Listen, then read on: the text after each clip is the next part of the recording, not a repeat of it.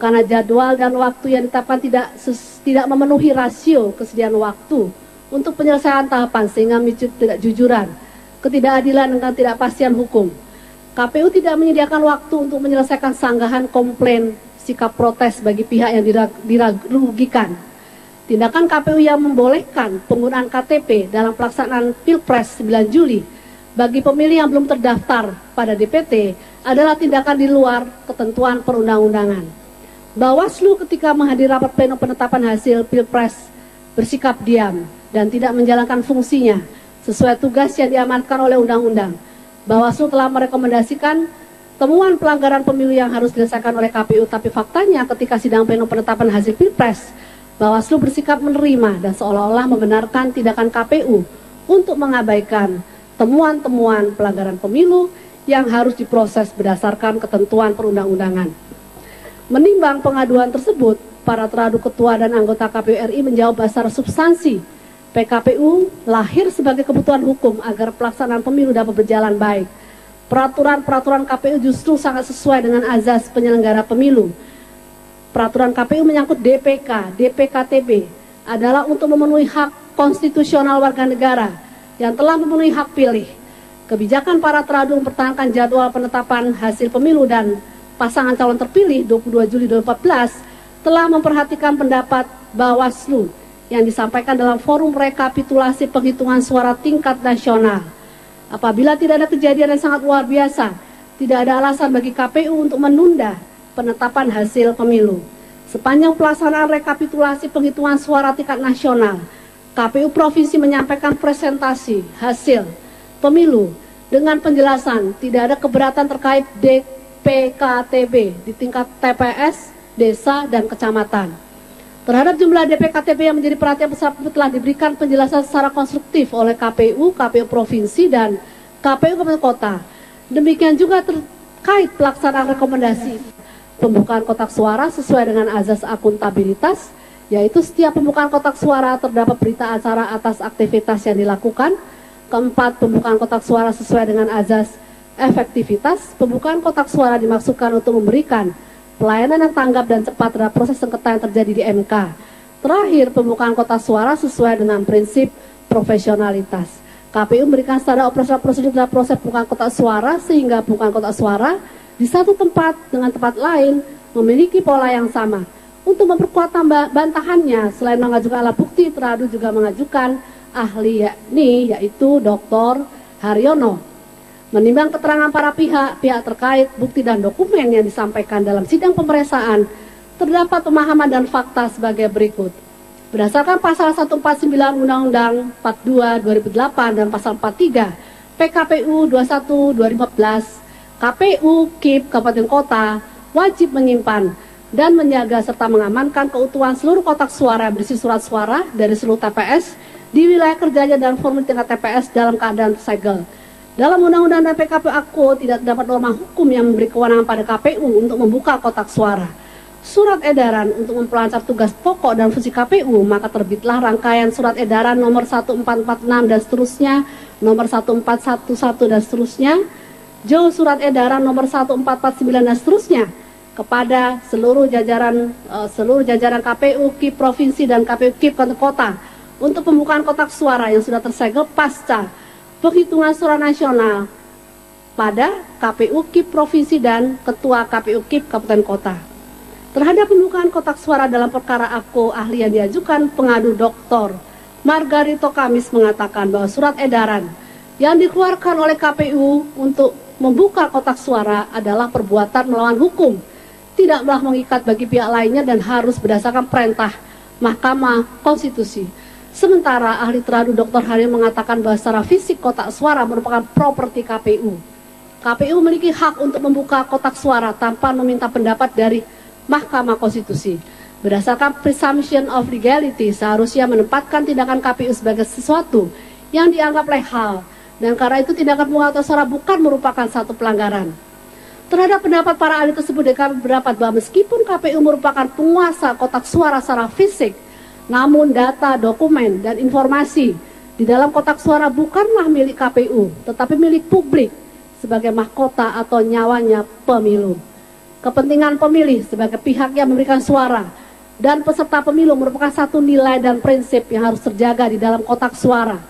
Pembukaan kotak suara baru dapat dilakukan berdasarkan perintah undang-undang, yakni pada tahapan rekapitulasi dalam rapat pleno terbuka yang dihadiri pihak pengawas, peserta pemilu dan saksi. Kotak suara sebagai tempat penyimpanan surat suara dan dokumen-dokumen terkait seluruh proses dan hasil pemungutan dan suara merupakan dasar dan sumber informasi yang pertama dan primer dalam pemilu.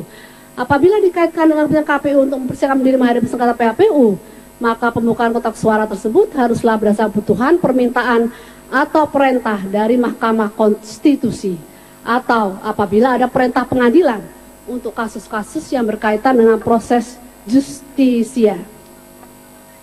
Surat edaran nomor 1446 pada butir 3 menyatakan, apabila Mahkamah Konstitusi berpendapat permohonan pemohon belum memenuhi syarat formil, pemohon diberikan kesempatan memperbaiki permohonan dalam tengah waktu 1 kali 24 jam.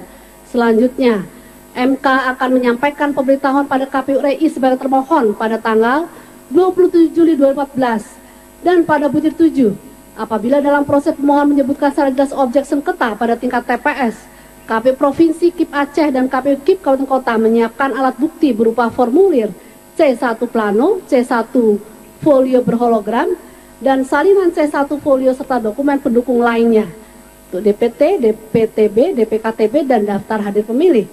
Proses penyiapan dokumen tersebut dari kotak suara dilakukan dengan menghadirkan pengawas pemilu, saksi peserta pemilu, dan pihak kepolisian, serta menyusun berita acara pembukaan kotak suara dan pengalihan dokumen. Pelibatan pihak pengawas, saksi peserta pemilu, dan pihak kepolisian menurut KPU meskipun secara prosedur formal belum sepenuhnya terpenuhi, tetapi secara substansial para teradu telah menjalankan proses jujur dan adil. Para teradu tidak bermaksud menguasai secara sepihak data dan informasi di dalam kotak suara, dan para pihak, terutama saksi peserta pemilu, dapat menggunakan pembukaan kotak suara tersebut untuk melihat dan mencatat segala hal terkait dengan isi kotak suara. Berdasarkan pemahaman dan fakta tersebut, DKP berdapat dalil dari pengaduan dapat diterima, dan karena itu para teradu dapat dikategorikan melanggar azas kepastian hukum. Pasal 11 Peraturan Bersama KPU, Bawaslu, dan DKPP nomor 13 tahun 2012, nomor 11 tahun 2012, dan nomor 1 2012 tentang kode etik penyelenggara pemilu. Pelanggaran terhadap azas tersebut akan mengakibatkan sanksi yang berat.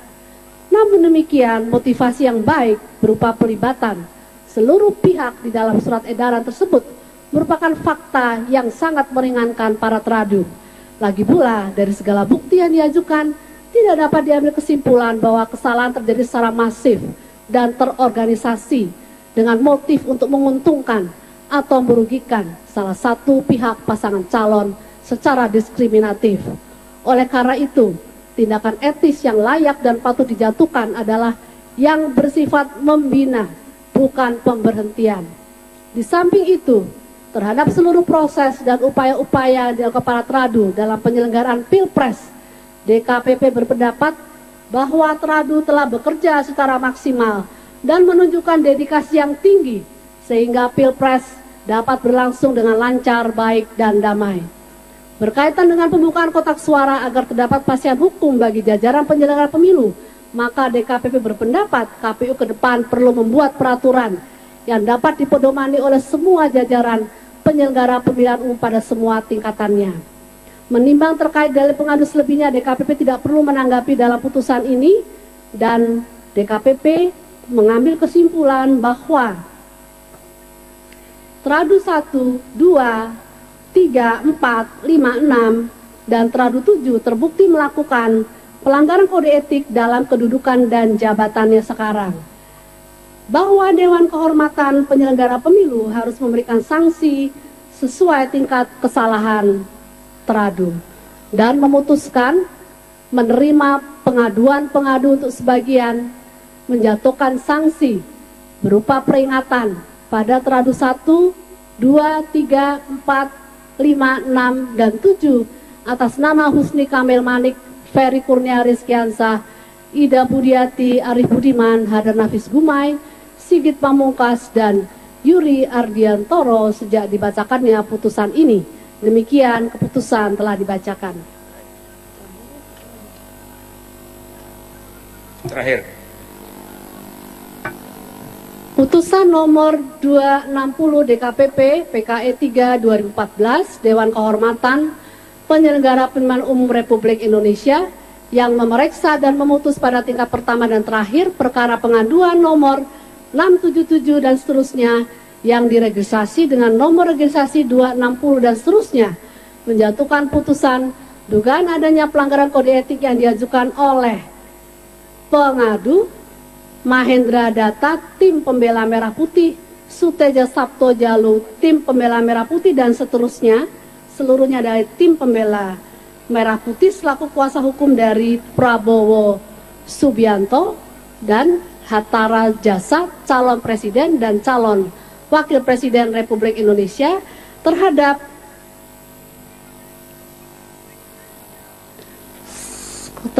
ketua dan seluruh anggota KPU Republik Indonesia. Membaca dan mempelajari pengaduan pengadu, memeriksa dan mendengar keterangan pengadu, memeriksa dan mendengar jawaban teradu, mendengarkan keterangan saksi dan ahli, memeriksa dan mempelajari dengan seksama semua dokumen dan segala bukti-bukti yang diajukan pengadu dan teradu. Maka kemudian saya membaca